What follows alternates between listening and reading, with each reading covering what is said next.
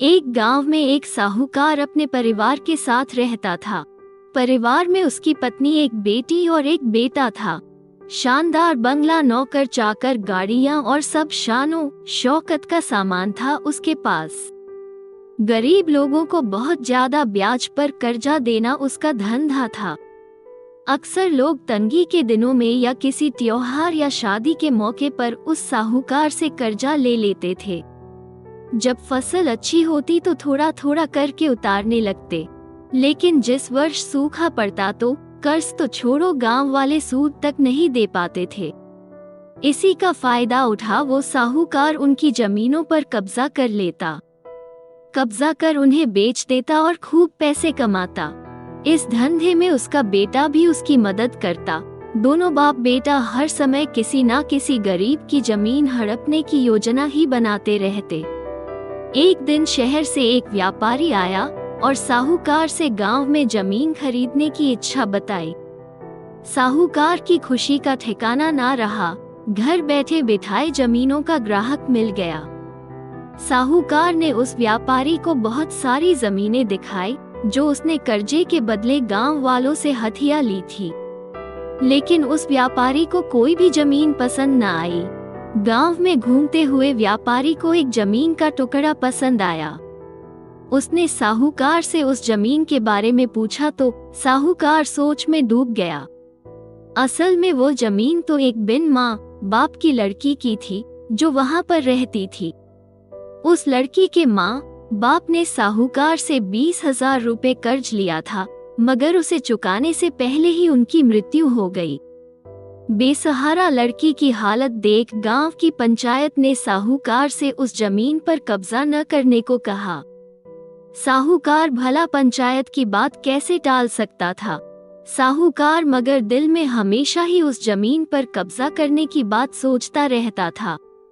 आज व्यापारी की इच्छा सुन उसका लालच बाहर आ गया था और उसने जमीन पर कब्जे का मन बना लिया।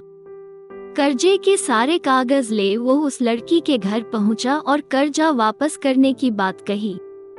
जब लड़की ने अपनी दुर्दशा बताते हुए और समय मांगा तो साहूकार ने जमीन पर कब्जा करने की धमकी दी। कब्जे की धमकी सुन वो लड़की पंचायत के मुखिया के पास गई और उसकी जमीन को बचाने की दुहाई लगाई। सारे गांव में ये बात आग की तरह फैल गई कि साहूकार उस बेसहारा लड़की की जमीन पर कब्जा करने वाला है। ये बात उड़ते उड़ते साहूकार की बेटी के कान में पड़ी। अपने पिता के लालच की बात सुन उसके मन में बहुत दुख हुआ। उसने अपने पिता से इस बारे में बात करने की कोशिश की, लेकिन साहूकार को तो सिर्फ बहुत बड़ा मुनाफा ही दिख रहा था। उसे बेसहारा लड़की की दुर्दशा या अपनी बेटी के निवेदन का कोई असर नहीं हुआ और उसने उस जमीन पर कब्जे का ऐलान कर दिया। साहूकार की बेटी ने भी जिद पकड़ ली कि उस लड़की की जमीन पर कब्जा नहीं होने देगी। पर अपनी एक न चलती देख उसके दिमाग में एक योजना सूझी। अगले दिन सुबह सुबह वो बेसहारा लड़की और उसके साथ 2 लोग साहूकार के घर पहुंचे और कर्ज की 5,000 रुपए की किस्त दे दी।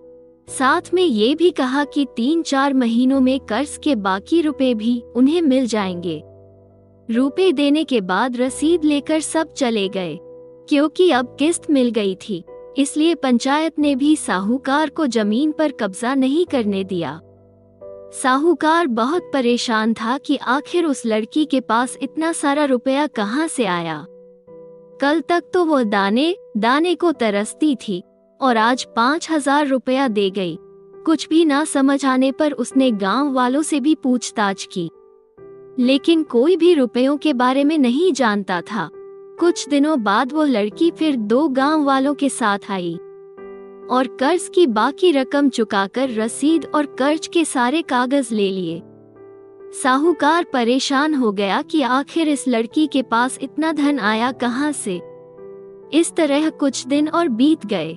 एक दिन साहूकार को खबर मिली कि उस बेसहारा लड़की ने अपनी जमीन बेच दी है। साहूकार कुछ कर तो सकता नहीं था, लेकिन उत्सुकतावश जाकर देखा तो चौंक गया। जमीन पर एक बोर्ड लगा था, उस बोर्ड पर जमीन के मालिक का नाम देख साहूकार की मानो सांसें रुक गई हो।